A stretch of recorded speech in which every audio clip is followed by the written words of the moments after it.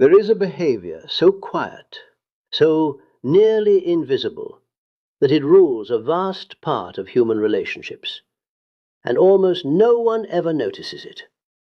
The compulsion to explain yourself, constantly, for everything. It looks harmless. It even looks polite, justifying your choices, your moods, your absences, your feelings. It can pass for empathy, for consideration.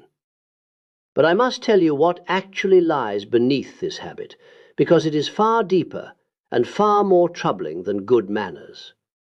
Beneath it lies a wound that never properly healed. In my work, I came to see this pattern for what it is, a clear symptom of disconnection from the self. The person who is forever trying to convince others of who they are, of what they feel, of why they acted as they did, is revealing a state of quiet self-abandonment. And here is the sentence I want you to carry with you tonight. The one who constantly explains themselves is usually seeking something they never received: permission to exist. Where does such a wound begin? Almost always in environments where a child's inner experience was systematically dismissed. Think back. A child says they are sad and hears that is nonsense. They show anger and they are called difficult, disrespectful. They reveal fear and they receive mockery in return. You are exaggerating. There is no reason to feel that way. And slowly, brutally, a message is carved into the young psyche. What I feel only has value if others understand it, approve of it, allow it. Over the years, that belief hardens into an invisible prison. The person becomes dependent on the understanding of others to confirm their own inner reality. The child learned a survival strategy. If I explain myself well enough, perhaps I will not be punished, ignored, or ridiculed. And that strategy is carried fully intact into adulthood, justifying every emotion, every decision, every gesture, as though a convincing argument were required simply to have the right to feel and to be. So when an adult compulsively explains themselves, understand what is truly happening. They are trying, without knowing it, to ward off abandonment, judgment, rejection. They believe that if others can only grasp their reasons, perhaps they will not be criticized, will not be left, will not be cast out. It is a desperate attempt to control how they are perceived in order to secure belonging and a feeling of safety. But this endless effort exacts a terrible price: your own psychological autonomy. Because the more you live for external validation, the more you neglect your internal authority. You no longer act because you believe in something. You act so that you can defend it afterward. You no longer feel freely. You rationalize each emotion in advance to soften the discomfort of being seen badly. And little by little, you stop living for yourself and begin performing for others. An endless theater in which the audience holds more power than the one standing on the stage. I understood this pattern as one of the central obstacles on the road to individuation, the process by which a human being becomes who they truly are. And the truth here is harsh. As long as the need to explain yourself remains, there is no inner freedom. Because compulsive explanation is a sophisticated form of submission. With every justification, you are saying, beneath the words, "I may only exist if you allow it." So let this be an invitation to dismantle that conditioning, to understand why so many live caged inside the need to justify themselves, and to discover what happens on the day they finally choose silence. Because when that day comes, something changes at the root. The psyche, which had spent a lifetime bowed before external approval, straightens into a new posture, the posture of internal authority, and that transforms absolutely everything. But first, you must see the betrayal clearly, because compulsive self-explanation is not merely a defense, it is a continuous act of self-betrayal, silent, almost imperceptible, and deeply corrosive. Every time you shape your words to avoid displeasing someone, every time you hide an emotion to preserve the harmony of a room, every time you swallow a decision to escape judgment, you move one step further from yourself. And this betrayal does not arrive as one violent rupture. It is gradual, subtle, daily. It happens when you laugh at something you do not find funny to seem agreeable. When you say yes while everything in you says no, so as not to appear selfish. When you explain your sadness away as tiredness because you do not want to be a burden. When you feel anger and dress it up as calm reason, afraid of looking immature. With every small concession made in the name of acceptance, a piece of the soul is left behind. What I've found is that this behavior reflects an ego that has lost its connection to the self. The ego, which ought to be nothing more than the functional center of your conscious life, becomes instead a servant of external approval. It reshapes itself endlessly into whatever others wish to see. And in that ceaseless adapting, you lose touch with your own depths. You stop hearing your intuition. You stop believing your own feelings. You begin to doubt even your most genuine motives. Doubt moves in where inner confidence used to live. And here is what makes this so insidious. The world rewards it. The person who adjusts well, who explains themselves smoothly, who avoids all conflict, who is so easy to get along with, is praised on every side. But behind that pleasant surface, there so often lies a profound exhaustion. The exhaustion of someone who lives entirely for others and can no longer hear themselves at all. I held that this kind of inner fragmentation is one of the chief sources of neurosis. When the ego drifts too far from the self, the symbolic center of psychic wholeness, the symptoms begin to speak. Chronic anxiety, crises of meaning, a hollow feeling that nothing fills, paralysis before decisions, a self-worth that keeps collapsing. And why? Because the soul is crying out to be heard, and it has been silenced in the name of fitting in. At the bottom of all this sits one piercing question. Whose life is this?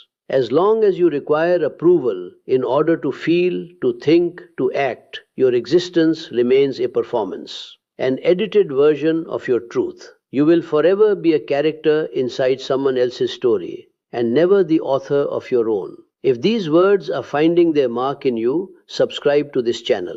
What comes next is the turning point. The only way out of this cycle of self-betrayal is to reclaim what I call internal authority. For me, true psychological freedom never grows out of social acceptance or out of being understood.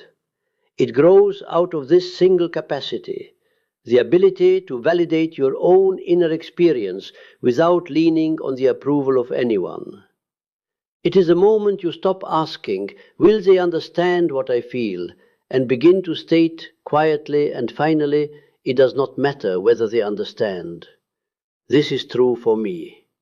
Internal authority is the exact opposite of compulsive explanation. The one is rooted in insecurity, in the need to justify each step in order to be allowed in. The other rises from a settled conviction. My truth does not need to be negotiated. And mark this well, the shift is not intellectual, it is existential. It is a change of axis. The center of gravity of the psyche moves. It leaves the periphery, where the opinions of others reside, and returns to the center of the self, where the wholeness of your being has been waiting all along. But I will not pretend this crossing is easy. It demands courage. Because the moment you stop explaining yourself, you come face to face with the very fears the explaining was built to hold off. The fear of abandonment, the fear of judgment, the fear of being cast out. I have said that individuation requires passing through a desert of inner solitude. And this is that desert. The first time you hold a no without guilt.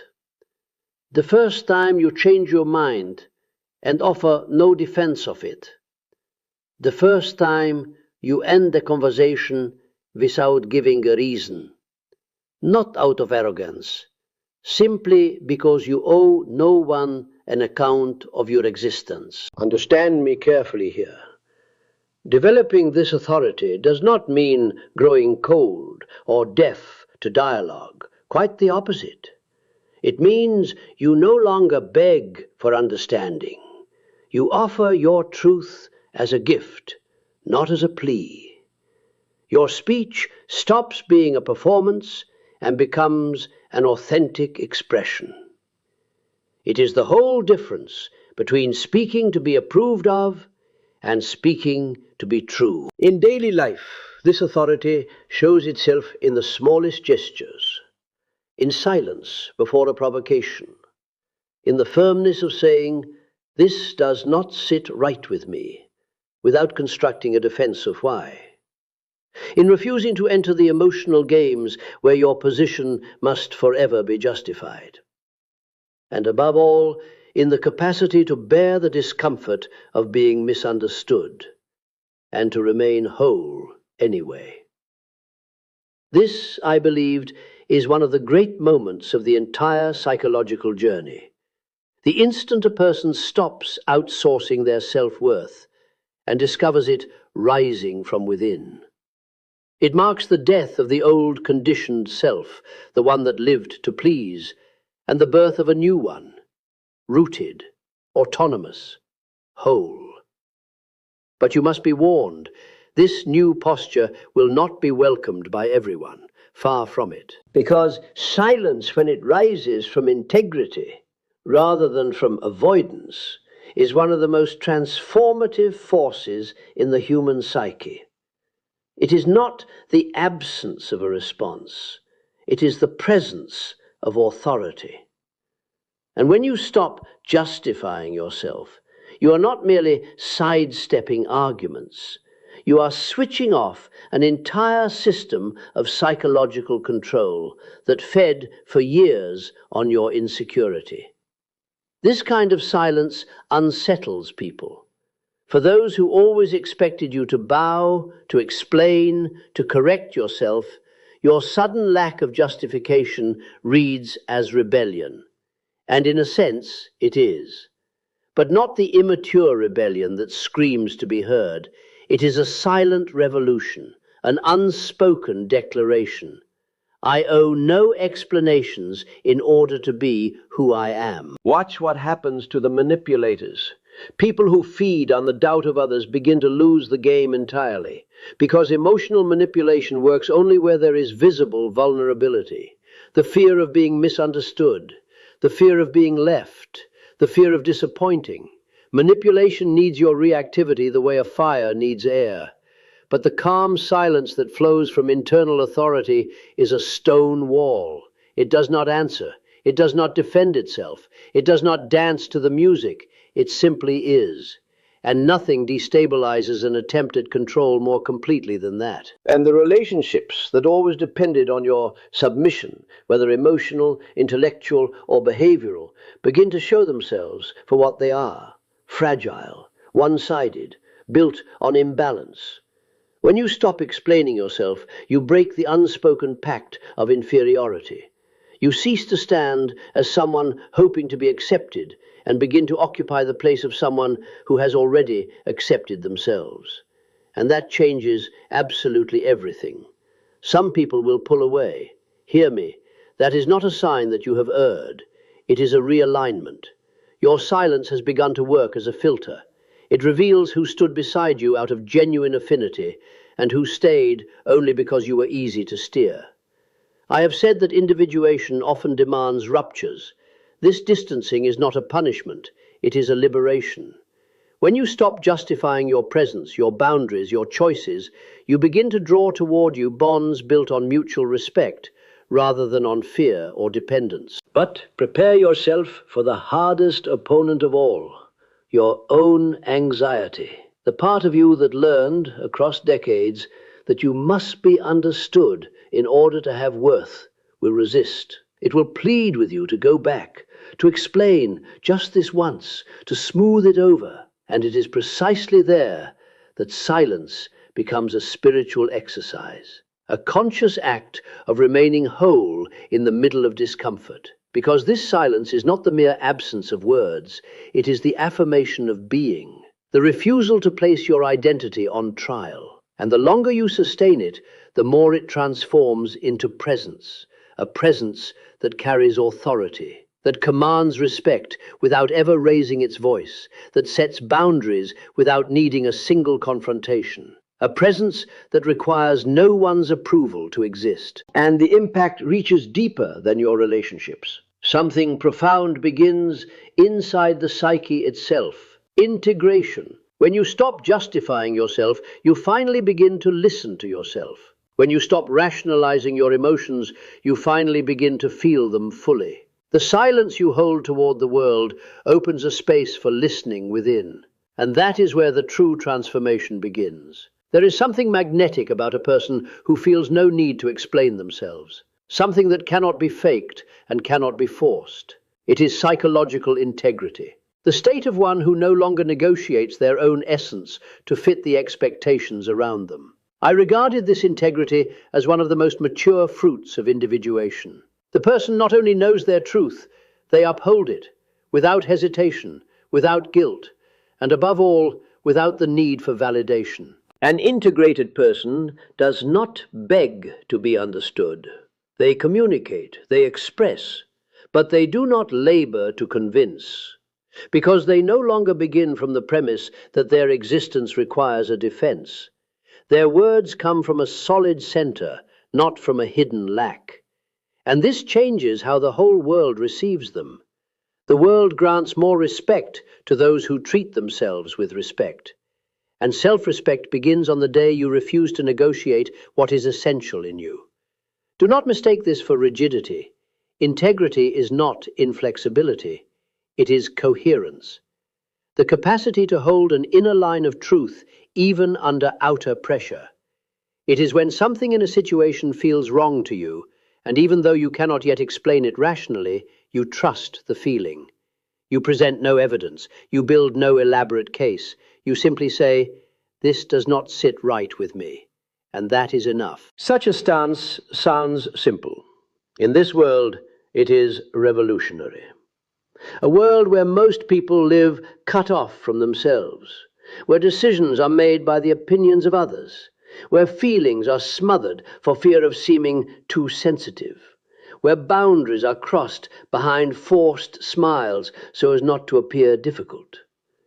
Integrity is the opposite of all of it. The art of being whole, of refusing to fragment yourself to please, of refusing to hide yourself to keep the peace. And I will tell you what I learned across a lifetime of this work. Real transformation never comes from learning more theories. It comes from embodying a new stance toward life. And that stance begins with the refusal to justify yourself. Because every compulsive justification smuggles in the same hidden question. Am I enough? The integrated person has stopped asking.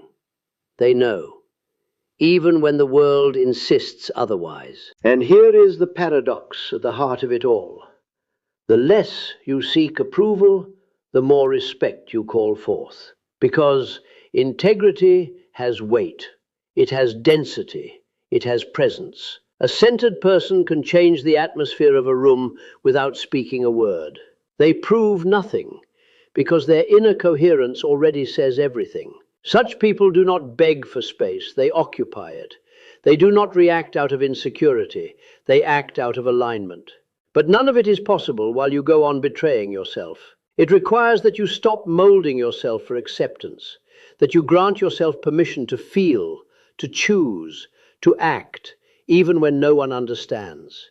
It takes practice, it takes presence, it takes self-knowledge, and above all, it takes the courage to assume responsibility for your own existence, without blaming anyone, and without handing your worth to other hands for safekeeping. When this integrity finally settles into you, the effects run deep. Your relationships change. The way you stand in your work changes. Your sense of yourself grows clear. The anxiety recedes. The need to manage what others think of you simply dissolves, because you have stopped living to be understood. You have begun living to be true. And then comes the final shift, the one the eye cannot see. When you stop explaining yourself, you begin to give off something different. No longer the silent signal that says, "Please understand me," but another one entirely. I know who I am, and I do not need your permission. And the world inevitably answers. People begin to hear you differently. The unbalanced bonds quietly lose their meaning. The old dynamics where you were submissive, predictable, easily steered, simply collapse. Not because you fought them, because you are no longer available to play the part. Your silence communicates the very thing you once begged for. It says, "I am not here to be shaped, I am here to be." And from that moment you begin to attract another kind of connection altogether, deeper, more honest, aligned with who you have become. Respect, you will find, moves from the inside outward. And the first step was always the same, to stop justifying your own existence. But this road asks for your presence every day, because in the hours of doubt, the old impulse will return. It will seem safer to please, easier to yield. And in exactly those moments, remember this: every time you silence an unnecessary explanation, you reaffirm yourself. You consolidate your integrity. You take your place in the world, not as one who begs for space, but as one who already knows they belong. So now I will ask you for one act of honesty. Tell me, below, what is the explanation you repeat the most? The one that, deep down, you already know you no longer wish to give. Perhaps it concerns your emotions, your boundaries, your way of being. Write it down. This is more than confession. It is a turning point. The first explanation you name is the first one you can finally lay down. And stay for the next video. It is the next step on this same road, and you will understand why the moment it begins.